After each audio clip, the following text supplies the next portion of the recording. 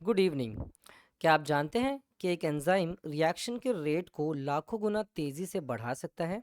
जैसे for example, hydrogen peroxide को catalase नाम का एक एंजाइम वाटर और ऑक्सीजन में सिर्फ मिली सेकेंड्स में कन्वर्ट कर सकता है। मिली सेकेंड्स में। जी हाँ, मेरा नाम है ज़ुबैर अंसारी और स्वागत है आप सभी का हमारे YouTube channel study smart education 1.0 पर, जहां हम लेक्चर सीरीज़ हमने शुरू की है TY BSc final year science के जोलॉजी के बच्चों के लिए। और हम उसमें एंडोक्राइनोलॉजी का हमारा एक टॉपिक ऑलरेडी चल रहा है जो कंटिन्यू चलेगा, उसकी प्लेलिस्ट पूरी आएगी और पूरे टॉपिक्स आएंगे आगे। और उसी के साथ साथ हम अभी ये वाला टॉपिक भी यानी कि एंजाइमोलॉजी, जो पेपर 2 यूनिट 1 का टॉपिक है, एंजाइमोलॉजी, वो भी स्टार्ट करेंगे। तो आज एंजाइमोलॉजी का लेक्चर 1 है और इसमें हम इंट्रोडक्शन देखेंगे एंजाइमोलॉजी के बारे में कि एंजाइमोलॉजी में हम क्या क्या पढ़ने वाले हैं और क्या टॉपिक क्या इंट्रोड्यूस हम कर रहे हैं इस टॉपिक के अंदर। तो स्टार्ट करते हैं इसी के साथ। तो आ जाते हैं हम इंट्रोडक्शन पे कि एंजाइम्स क्या होते हैं। एंजाइम्स एक स्पेशलाइज या स्पेशल बायोमोलिक्यूल होता है जिसका काम बहुत ही स्पेशल होता है, क्योंकि सारे लिविंग ऑर्गेनिजम्स के अंदर जितने भी मेटाबॉलिक रिएक्शंस होते हैं, जितने भी प्रोसेसेस होते हैं, उन सब में एंजाइम्स का बहुत बड़ा रोल होता है। एंजाइम हेल्प करता है रिएक्शन को कंप्लीट करने में, वो भी कम से कम टाइम में, कम से कम एनर्जी यूज़ करके। ठीक है। नहीं तो नॉर्मली बिना एंजाइम के रिएक्शंस बहुत लेट होते, टाइम कंज्यूमिंग होते हैं और एनर्जी भी ज़्यादा लेते हैं। वो एनर्जी कौन सी एनर्जी होती है, क्या कहते हैं उसको, उसके बारे में हम आगे डिस्कस करेंगे। ठीक है। तो सारे रिएक्शंस जो हमारे बॉडी में होते हैं, मेटाबॉलिक रिएक्शन, वो सब एक दूसरे से कनेक्टेड रहते हैं। ऐसे हज़ारों रिएक्शंस होते हैं अलग अलग लोकेशन पे, बॉडी में अलग अलग लोकेशंस पे अलग अलग सेल्स होते हैं जहाँ पे अलग अलग मेटाबॉलिक रिएक्शंस होते हैं। ओके। तो अगर ये एंजाइम्स ना हो तो चीज़ें बहुत रॉन्ग हो सकती है। तो ये एंजाइम्स चीज़ों को रॉन्ग होने नहीं देते, इसीलिए हम इन्हें स्पेशल बायोमोलिक्यूल्स कहते हैं। They are responsible for almost all biomolecular transformations. जितने भी बायोमोलिकुलर ट्रांसफॉर्मेशंस होते हैं, यानी कि एक फॉर्म से दूसरे फॉर्म में कन्वर्जन्स जो होते हैं, वो एंजाइम्स की मदद से होते हैं। और जो भी रिएक्शंस होते हैं जिनको हम सेलुलर मेटाबॉलिज्म कहते हैं, जो सेल के अंदर जो भी रिएक्शन होते हैं, सेल मेटाबोलाइज कर रहा है किसी चीज़ को, तो वो सारे रिएक्शंस एंजाइम्स की मदद से जल्दी हो जाते हैं। ठीक है। All enzymes are proteins. Almost सारे एंजाइम्स प्रोटीन होते हैं, सिर्फ कुछ कॉन्जुगेटेड प्रोटीन्स को छोड़ के। सॉरी, सारे एंजाइम्स जो होते हैं वो प्रोटीन्स होते हैं, कॉन्जुगेटेड प्रोटीन्स भी होते हैं जो एंजाइम्स बन सकते हैं। कुछ न्यूक्लिक एसिड्स हैं, जैसे for example ribozymes, peptidyl transferase, telomerase, जो प्रोटीन्स या कॉन्जुगेटेड प्रोटीन्स नहीं होते हैं लेकिन वो भी एंजाइम होते हैं, तो वो एंजाइम की तरह काम करते हैं। सो दे एक्ट एज एंजाइम, इसलिए इनको बायोलॉजिकल कैटलिस्ट कहते हैं। तो ये प्रॉपर एंजाइम नहीं है बट एंजाइम की तरह काम कर रहे हैं, तो इनको बायोलॉजिकल कैटलिस्ट कहते हैं। ठीक है। They can speed up the rate of reaction by 10⁻⁵ to 10⁻17, यानी इतना तेज़ी से ये एंजाइम की स्पीड को इंक्रीज कर सकते हैं। ठीक है। एडवर्ड बूचर, जिन्होंने 1850 में 1850 में एंजाइम को आइडेंटिफाई किया था, जो उन्होंने फर्मेंटेशन प्रोसेस में ईस्ट से आइडेंटिफाई किया था एक एंजाइम को, जब वो फर्मेंटेशन कर रहे थे, शुगर टू अल्कोहल का फर्मेंटेशन एक्सपेरिमेंट कर रहे थे, और उसमें उन्होंने ईस्ट से एंजाइम को आइडेंटिफाई किया था 1850 में पहली बार। ठीक है। उसके बाद ये टर्म एंजाइम, ये जो टर्म है एंजाइम, ये जो वर्ड है एंजाइम, उसका एक्चुअल मीनिंग जो है, लिटरली इसका जो मीनिंग है वो है इन ईस्ट, क्योंकि ईस्ट में पहली बार देखा गया था, इसीलिए ईस्ट, इन ईस्ट ही उसका मीनिंग है, तो उसको एंजाइम नाम दिया गया। और ये जो टर्म है ये दिया फ्रेडरिक कूने ने, यानी एंजाइम देखा पहली बार एडवर्ड बूचर ने 1850 में ईस्ट से, और फ्रेडरिक कूने ने 1878 1878 में उसको नाम दिया एंजाइम। और ये उन्हीं के रिस्पेक्ट में दिया जिन्होंने पहली बार एंजाइम देखा था इन ईस्ट, उन्हीं के रिस्पेक्ट में ये नाम दिया गया। ठीक है। फिर 1926 में जेम्स बी समर ने नोबेल प्राइज़ वॉन किया, उनको नोबेल प्राइज़ मिला। क्या काम के लिए मिला वो देखते हैं। उन्होंने आइसोलेट किया था और क्रिस्टलाइज किया था एंजाइम को, जिसका नाम है, एंजाइम का नाम है यूरिएज, और किस में से किया था, फ्रॉम जैक फ्रूट, यानी कि कटहल जो होता है उसमें से यूरिएज नाम के एंजाइम को आइसोलेट और क्रिस्टलाइज किया था इन्होंने, जिसके लिए इनको नोबेल पुरस्कार मिला था 1926 में जेम्स समर को। ठीक है।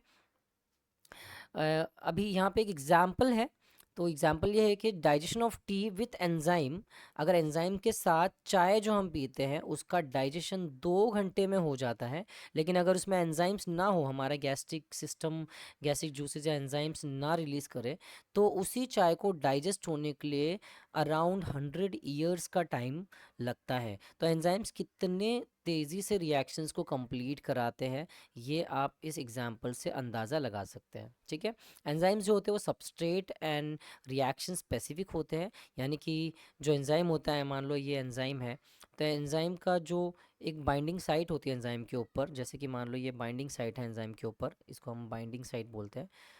तो सबस्ट्रेट जो भी रहेगा वो इस एंजाइम से, एक मिनट में थोड़ा अच्छे से बना देता हूँ इसको, जैसे कि वो दो ऐसे कोई दो रिएक्टेंट ले रहा है, एक ये रिएक्टेंट और एक ये रिएक्टेंट के लिए भी बाइंडिंग साइट है मान लीजिए। ठीक है, तो ये बाइंडिंग साइट है रिएक्टेंट्स के लिए। तो यहाँ पे मान लीजिए कोई रिएक्टेंट है, एक इस शेप का और इस सर्कल शेप का, तो रिएक्टेंट इसमें ईजिली आके फिट हो जाते हैं इस तरह से।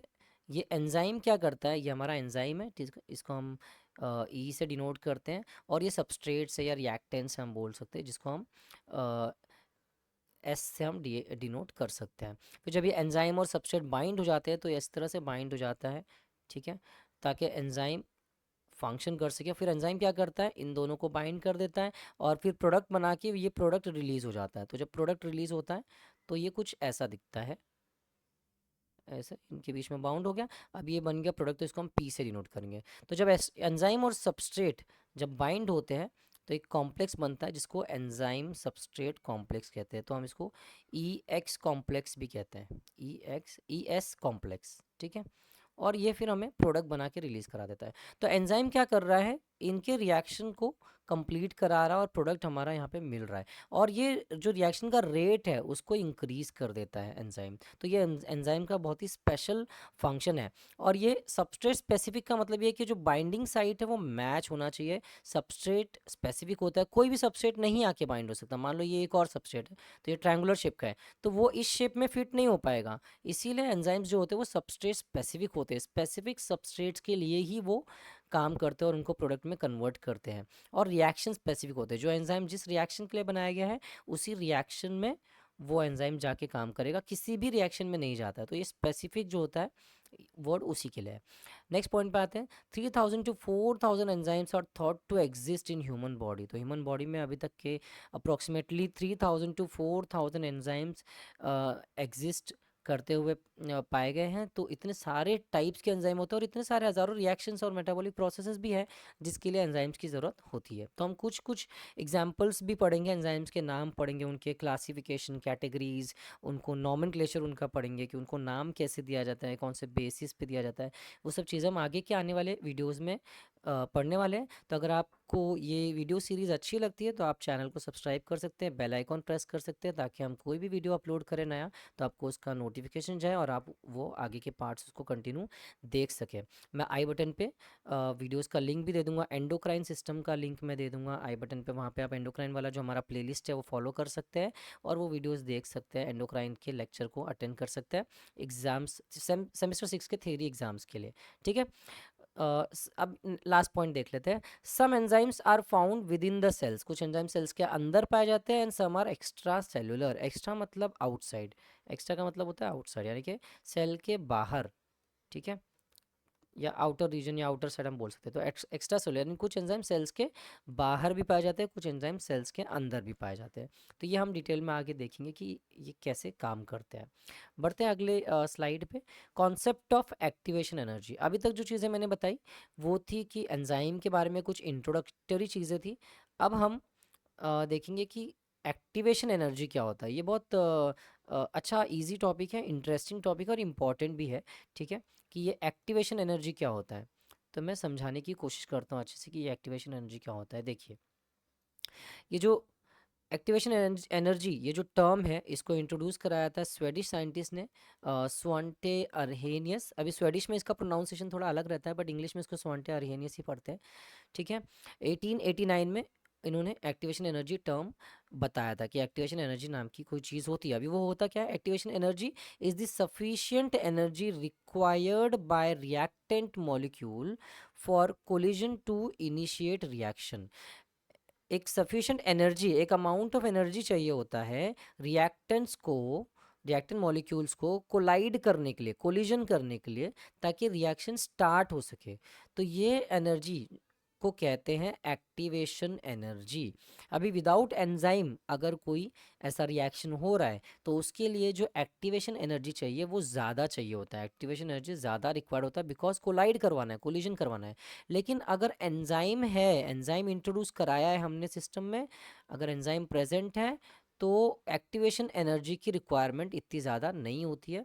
फिर एक्टिवेशन एनर्जी हमें कम रिक्वायर्ड होता है क्योंकि एंजाइम एनर्जी कम यूज़ करता है और वो रैंडम मूवमेंट से कोलिजन करवाता है, एक्टिवेशन एनर्जी यूज करके कोलिजन्स नहीं करवाता है। ठीक है, more collisions produces more energy for reaction to occur. जितना ज़्यादा कोलिजन्स होगा, जितनी एनर्जी होगी उतना ज़्यादा कोलिजन होगा, उतनी ज़्यादा एनर्जी भी बनेगी और उतना ज़्यादा प्रोडक्ट भी मिलेगा। बट ये विदाउट एंजाइम, ये एंजाइम नहीं रहेगा तब ये सब चीज़ें होती है। ठीक है, during enzymatic reaction collision of substrate and enzyme active site is due to random movements. ये तुमको याद रखना है कि एंजाइम जब रहता है तो रैंडम मूवमेंट्स से ये कोलिजन होता है, एक्टिवेशन एनर्जी से नहीं होता है। सो lower the activation energy faster will be the rate of reaction. तो एक्टिवेशन एनर्जी जितनी कम रहेगी एंजाइम के रहते हुए, एक्टिवेशन एनर्जी कम रहती है, बट रिएक्शन का जो रेट है वो बहुत ज़्यादा फास्ट हो जाता है, फास्टर हो जाता है और इंक्रीज हो जाता है। ठीक है, नेक्स्ट स्लाइड पे बढ़ते हैं और थोड़ा समझते हैं एक्टिवेशन एनर्जी को डायग्राम की मदद से कि क्या होता है, कैसे होता है, एक्टिवेशन एनर्जी काम कैसे करता है। तो देखो, activation energy reduces the activation energy, sorry enzyme reduces the activation energy through a process called catalysis. Catalysis, तो कैटालिसिस एक प्रोसेस है जिसमें एंजाइम क्या करता है, एक्टिवेशन एनर्जी को रिड्यूस कर रहा है, एक्टिवेशन एनर्जी को कम कर देता है। ठीक है, तो एंजाइम के अंदर वो पावर है कि वो कम एक्टिवेशन एनर्जी में भी प्रोडक्ट बनाने में मदद कर सकता है।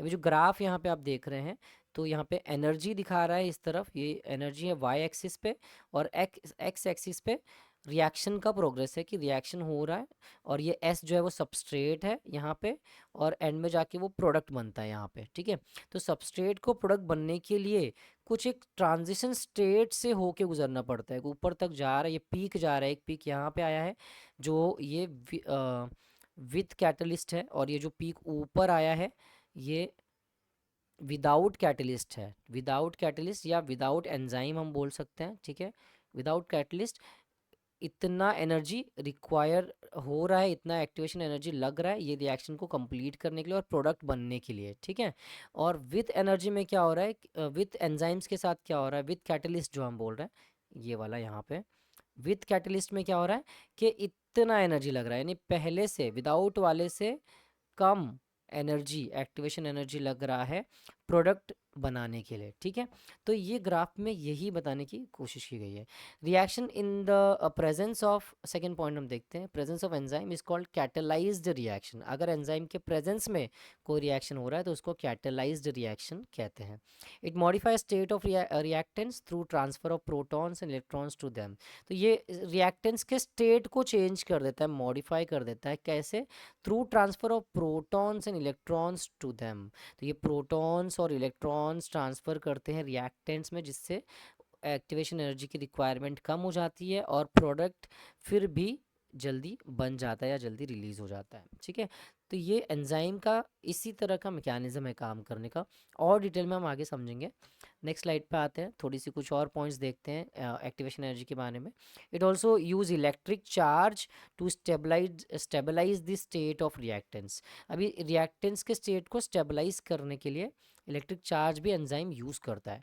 However they do not modify the final product of the reaction. Enzyme final product को मॉडिफाई नहीं करता है। तो ये इंपॉर्टेंट चीज़ है जो याद रखने वाली है कि एंजाइम रेट ऑफ रिएक्शन बढ़ा रहा है, प्रोडक्ट जल्दी मिल रहा है, लेकिन फाइनल प्रोडक्ट को वो मॉडिफाई नहीं कर सकता, चेंज नहीं कर सकता, वो सिर्फ रिएक्शन का रेट इंक्रीज करता है, वो उसको चेंज नहीं करता है। ठीक है, enzyme must bind to substrate in correct orientation. Enzyme और सबस्ट्रेट करेक्ट ओरिएंटेशन में बाइंड होना चाहिए, अच्छे से काम करना है अगर एंजाइम को, तो एंजाइम सबस्ट्रेट बाइंड होना चाहिए। अगर वो बाइंड नहीं होगा, मैच नहीं करेगा, तो वो काम नहीं करेगा। जैसे इस वाले में मैंने बताया कि शेप जो है बाइंडिंग साइट और रिएक्टेंट का या सबस्ट्रेट का वो मैच होना चाहिए, ठीक है, तो उससे ईजिली एंजाइम वर्क करता है।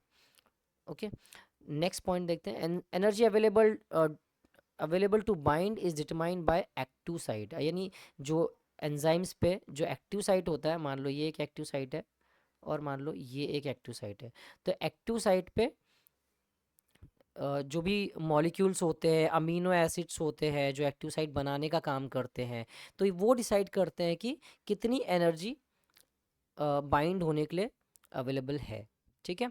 It requires sufficient non covalent ionic और हाइड्रोजन बॉन्डिंग फोर्सेस, और सफिशिएंट फोर्सेस भी रिक्वायर्ड होता है, नॉन कोवेलेंट आयोनिक और हाइड्रोजन बॉन्डिंग फोर्सेस भी रिक्वायर्स रहता है एंजाइम को प्रोडक्ट कंप्लीट करने के लिए या प्रोडक्ट बनाने के लिए।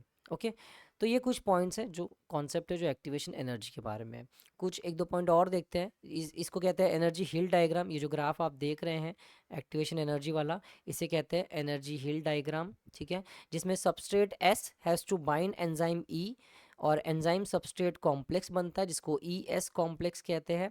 ज़्यादातर बायोलॉजिकल रिएक्शंस को ह्यूज एक्टिवेशन एनर्जी चाहिए होता है प्रोडक्ट बनाने के लिए, ठीक है। बायोलॉजिकल रिएक्शन यानी कि जो बॉडी के अंदर लिविंग ऑर्गेनिज्म, बायो मतलब होता है लाइफ, है ना, बायो का मतलब होता है लाइफ या लिविंग ऑर्गेनिज्म, तो लिविंग बॉडी के अंदर जो रिएक्शंस होते हैं वो बायोलॉजिकल रिएक्शंस होते हैं, उसको हाई एक्टिवेशन एनर्जी चाहिए होता है कंप्लीट करने के लिए। And activation energy is not similar to all reactions. सारे रिएक्शंस में एक्टिवेशन एनर्जी सेम नहीं होता है, ठीक है, इक्वल नहीं होता है, सब में अलग अलग तरह की रिएक्शन पे डिपेंड करता है कि कितनी एक्टिवेशन एनर्जी चाहिए रिएक्शन को कंप्लीट कराने के लिए, ठीक है। तो ये कुछ बातें थी, कॉन्सेप्ट है एक्टिवेशन एनर्जी के बारे में। कुछ एक दो एग्जांपल्स और समझते हैं। एक्टिवेशन एनर्जी को एक्सप्रेस किया जाता है ई ए से, कैपिटल ई स्मॉल ए। एक्चुअली वो ऐसा लिखते हैं कैपिटल ई और इसमें नीचे की तरफ ऐसा रहता है ई ए से, तो ये होता है activation energy. It is measured in kilo joules per mole और kilo calorie per mole. For example catalase reaction, अभी ये कैटलेज रिएक्शन है, 2H2 हाइड्रोजन पेरोक्साइड है वाटर और ऑक्सीजन में कन्वर्ट करा, तो ये कैटलेज एंजाइम है जो वाटर और ऑक्सीजन में कन्वर्ट करता है हाइड्रोजन पेरोक्साइड को, ठीक है। ये हाइड्रोजन पेरोक्साइड है H2O2 जो वाटर और ऑक्सीजन में ब्रेक डाउन हो रहा है।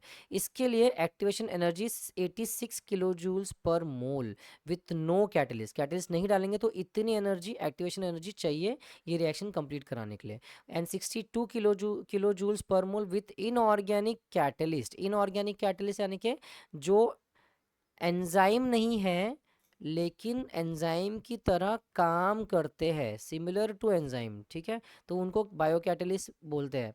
तो वो अगर डाल रहे हैं तो कम एनर्जी लग रही है, 62 किलो जूल्स पर मोल।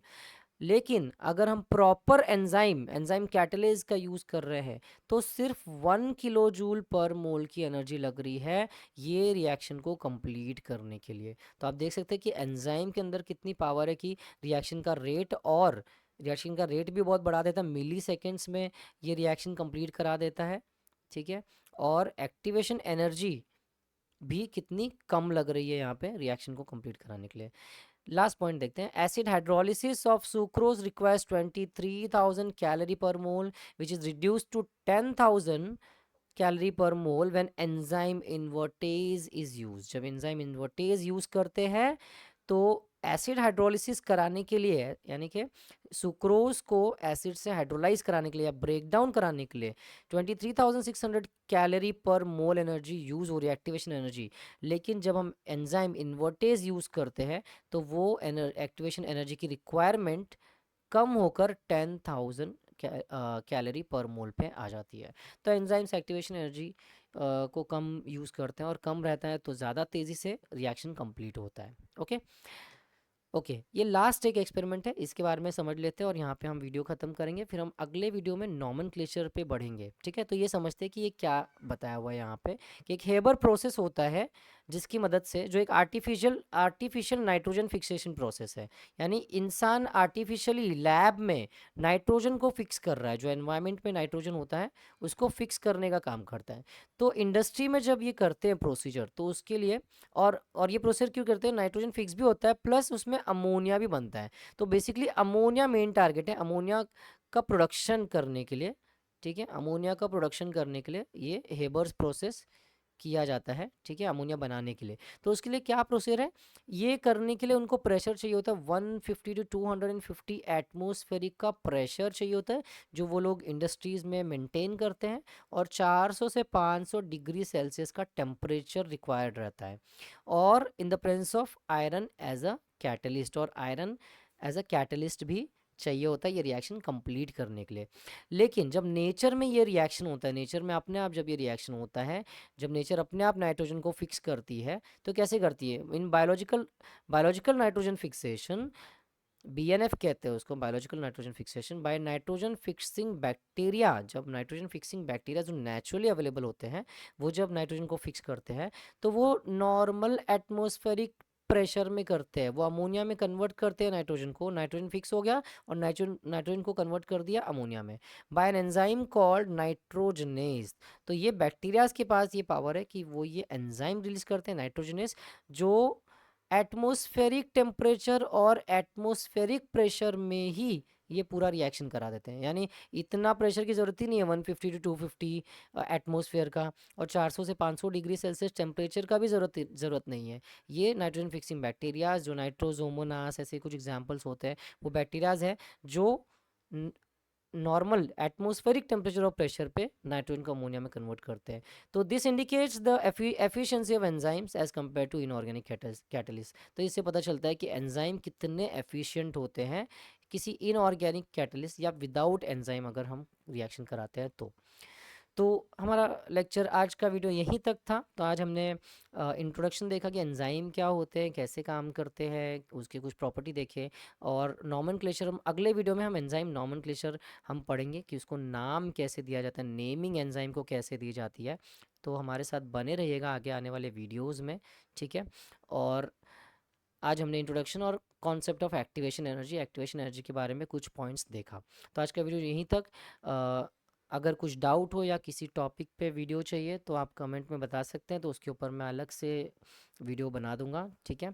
और बाकी अगले वीडियो तक का हम मिलते हैं अगले वीडियो में, तब तक के लिए बाय बाय।